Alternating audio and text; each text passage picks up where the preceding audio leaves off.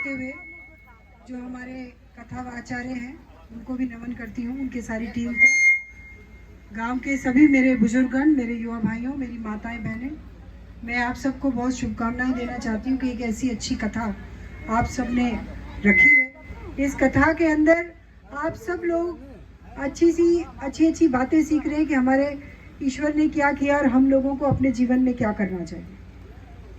बहुत सारी जो हमारे बड़े बूढ़े हैं, कोई कलेक्टर बन जाए, कोई आईएएस बन जाए या बड़ा अधिकारी बन जाए, बड़े अफसर में कंपनी करवे लग जाए और वो अपने माँ बाप की सेवा नहीं करे, तो बड़े बूढ़े सब यूँ कहते हैं पढ़ लिख तो गया लेकिन गुणों नहीं। तो गुणों की मतलब बात जो होती है वो इसलिए होती है कि गुण कहाँ से आवे। पढ़ाई लिखाई तो स्कूल में सीख ली, कॉलेज में सीख ली, लेकिन गुणना, अपनी संस्कृति को जानना, ये अपने गुणना जो है वो भागवत कथा हो, राम कथा हो, सत्यनारायण भगवान की कथा हो, जितनी भगवान की कथाएं हैं उन सब कथाओं को हम सुनेंगे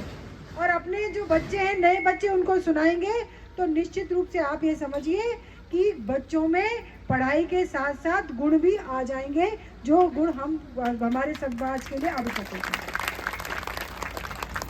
अभी कथाएं आपने बहुत सारी सुनी होंगी, मैं भी एक छोटी सी बात आपके बीच में कहना चाहती हूँ कि सुग्रीव और बाली का युद्ध हो रहा था और भगवान जो है बगल में खड़े हुए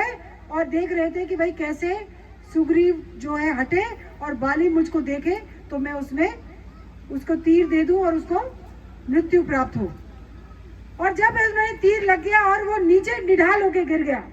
तो भगवान जो है पांव में दौड़ के गए और उसके पास बाली को अपने सर में, अपने गोद में उठा लिया। तो बाली बोला उनसे कि सुग्रीव तो इतना प्यारा हो गया और बाली में, उसका भाइयों में इतना बुरा हो गया। अरे मुझसे कहते, अगर आपको माता सीता को ढूंढना था तो रावण हरा के मैंने तो 6 महीने तक कांख में रखा था रावण को। मुझसे कहते तो मैं तो जाता और एक दिन में सीता माता को ले आता। आपने मुझसे नहीं कही, मैं कर सकता था, करने वाला था, मुझसे नहीं कही और सुग्रीव से कह रहे हो आप ये बहुत दिन लगाएगा, मैं तो तुरंत कर सकता था काम, फिर भी आपने भगवान मुझसे ये जो काम करवाना था मुझसे नहीं कर पाया, मुझे तो उल्टा आपने मार दिया, मेरी मृत्यु करवा दी, आपने इस प्रकार किया। तो भगवान ने उसको जवाब दिया कि जो पाप का भागी है, तू अपने भाई की पत्नी को रख रहा है, बेटी पर जिसकी गलत नजर होती है, जो पापी है, जो गलत आचरण में चलता है, उसकी मदद मुझे नहीं लेनी थी। मैं उसकी मदद लेना चाहता हूँ जो सही रास्ते पे चल रहा है। अगर मैं गलत लोगों की मदद लूंगा तो मैं भी गलत हो जाऊंगा,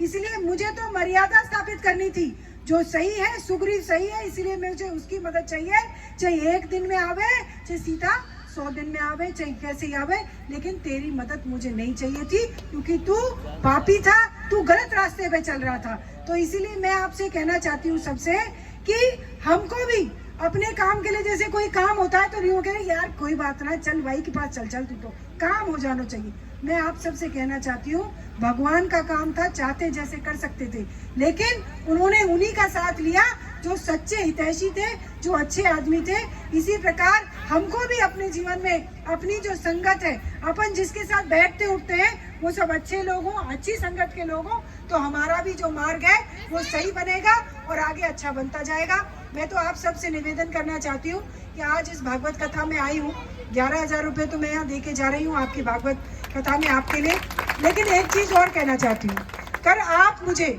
सब गांव के यहाँ बैठे मेरे बुजुर्गन, आप ही हैं यहाँ के गांव के सब, कि अगर मैं चुनाव जीत जाती हूँ तो निश्चित रूप से आपकी मंदिर में कोई बहुत अच्छे से इसको अच्छे से बनवाऊंगी, इतना कहना चाहती हूँ। राम राम साहब। महाराज की जय, गोवर्धन महाराज की।